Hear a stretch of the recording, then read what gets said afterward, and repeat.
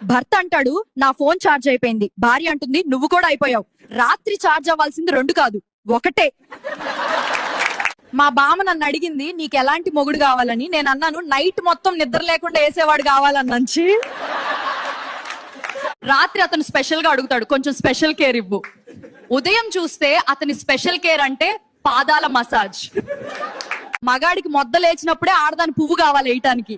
పోనీ ఎక్కువసేపు వేస్తారా అంటే 2 నిమిషాల కన్నా ఎక్కువ వేయలేరు. మార్నింగ్ లో హస్బెండ్ మూడ్ అర్థం చేసుకోవాలి. అతను ఏం కావాలనుకుంటున్నాడో, బెడ్ టీ కావాలా లేక బెడ్ లోనే టైం కావాలా అని.